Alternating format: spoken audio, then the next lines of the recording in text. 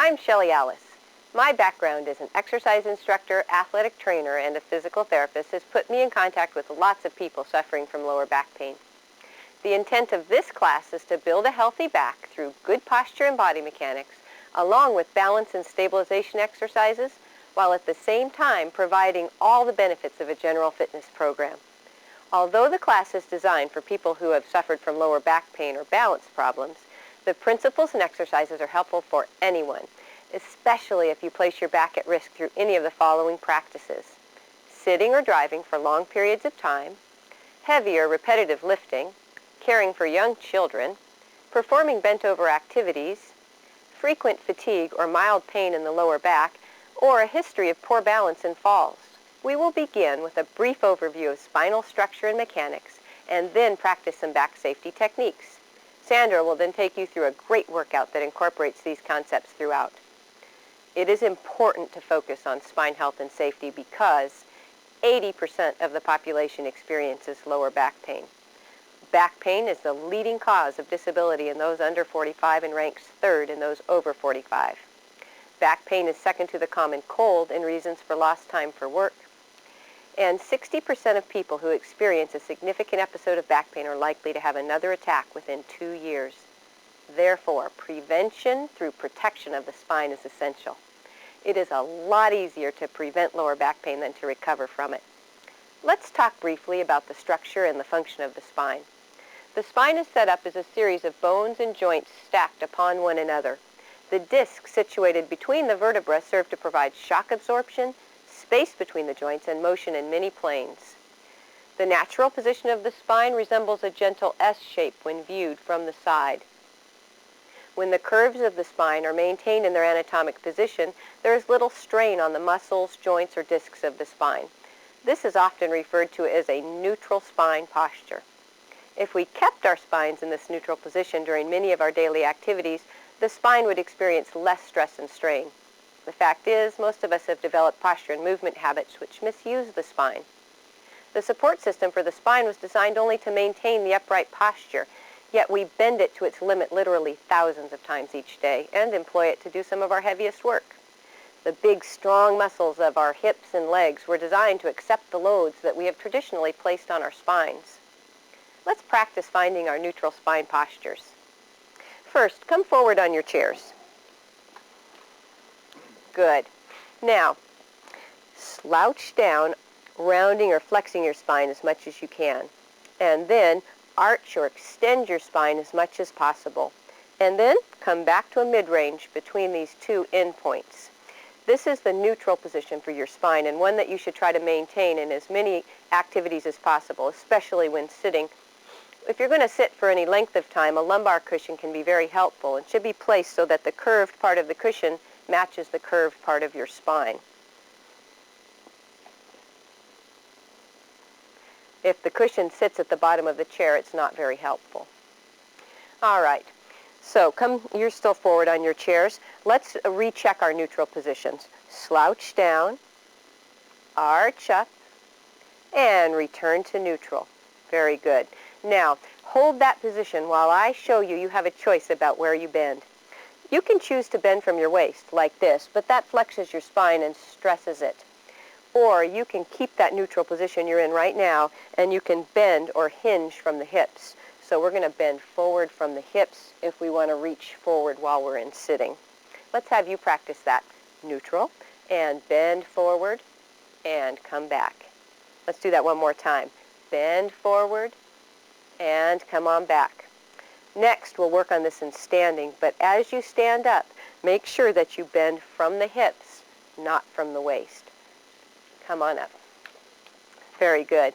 Now, bear in mind that when you're standing, the muscles are pulling differently on the spine, so the tendency now is to arch too much rather than to slouch too much like in sitting. So what we want to do to find neutral is we'll tuck our hips under as far as possible. Good.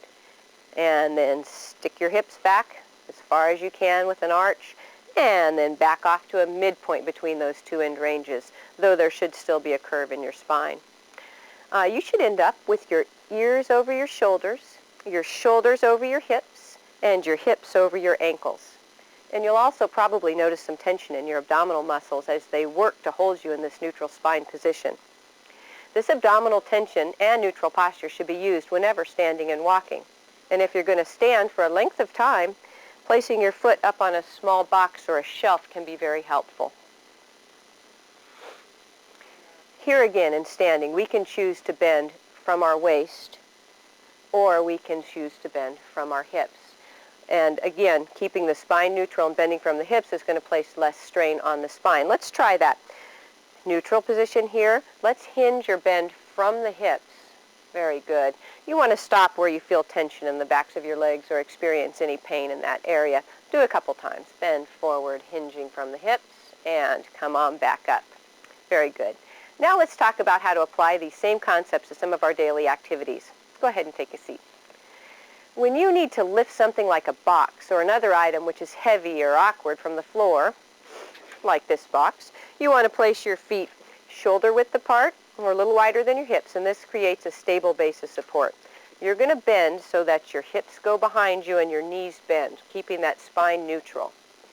And you'll lift the item up from the floor, and you'll replace it in the same way, bending from the hips, your bottom is behind you, and your spine is neutral.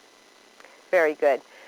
For activities where you're going to lift a child or something else, you can still use this position but not bend quite as far down. And bring the object in close to your body so that it doesn't stress the back as much either.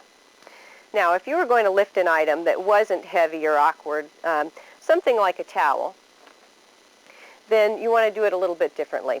Instead of taking a squat lift, you're going to do a lunge lift. You're going to place one foot in front of the other, and you're going to bend, keeping the hips behind you, and kind of scoop that towel up off of the floor. Let's do that one more time. One foot in front of the other, and scoop up while keeping your spine in neutral. Very good. Now, if you need to reach across a table or into the trunk of your car to get an object, then what you want to do is to place one foot in front of the other, bend that front knee, and again we're going to bend from the hips. Now, if you can support your upper body weight with one hand, that makes it even easier on your back. And then you'll bring the object in close to your body. This same posture can be used for activities such as washing your face at the sink or brushing your teeth, where you need to bend forward. You want to do it with your spine in neutral, and again, any use of support with one arm can take some of the stress off of your back. For activities where you want to move a large object, a piece of furniture or even a car, it's a lot easier to push than it is to pull. And the same posture applies again. We'll have one foot in front of the other, but we're going to bend a little lower, spine is neutral, and then push as close to your hips and waist as possible. That'll give you the best mechanical advantage. Now, if there's an activity that you want to perform that's at waist level, you want to get down on one knee. You want to bring yourself down to the level of the work.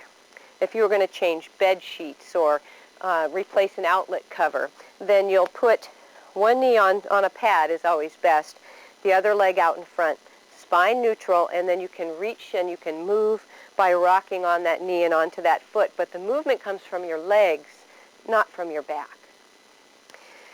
For activities down on the floor, scrubbing the floor, scrubbing a tub, something like that, you need to get all the way down to the floor. We don't want to bend over from the waist to do these activities. So you'll place both knees down, and then what you'll do is come down so that your hands are on the floor. You can support some body weight on your hand. Very easy to keep your spine neutral in this position. And then you can move again on your knees, scrubbing the floor or the tub as you need to. As you come up, again, remember to stay neutral. When carrying or transferring loads, you want to make sure that you keep the object close to your waist again. Always carry with something in close to your body rather than out here where it can stress your spine. And for transferring, the pivoting is going to happen at the feet, like I'm doing now, rather than twisting from the waist, which again places some strain on your spine. When you're going to carry something like a suitcase, where you're going to traditionally carry it in one hand, You want to make sure that you stand level. You don't want to let that load drag you over. And in fact, it's easier to carry 2 suitcases than 1 in terms of keeping your spine in an appropriate alignment.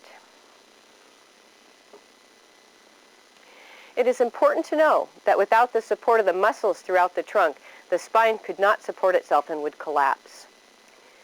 Adequate strength and endurance of the muscles that support the spine is essential for good spinal health. In order to have effective and efficient use of the limbs, the trunk must be stable and strong because the trunk is the foundation from which the limbs function.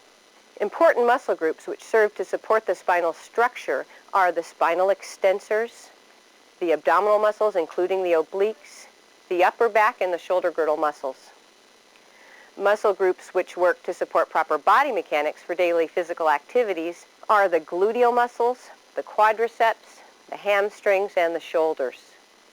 Muscles whose flexibility is important for the health of the spine include the hamstrings, the chest, and the hip flexors.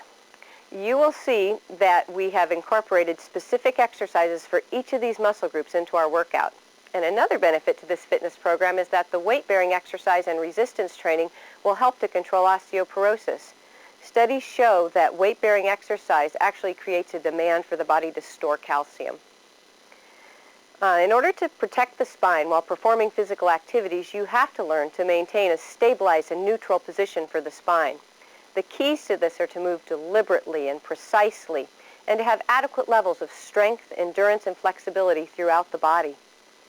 Not only will these principles help to protect your back, but they will also improve your balance. Make each movement precise, not haphazard, from the abdominal tension used during standing and walking to the planned body actions such as lifting and squatting. Now that you understand how and why to protect your spine, let's move into some specific tips for getting the most out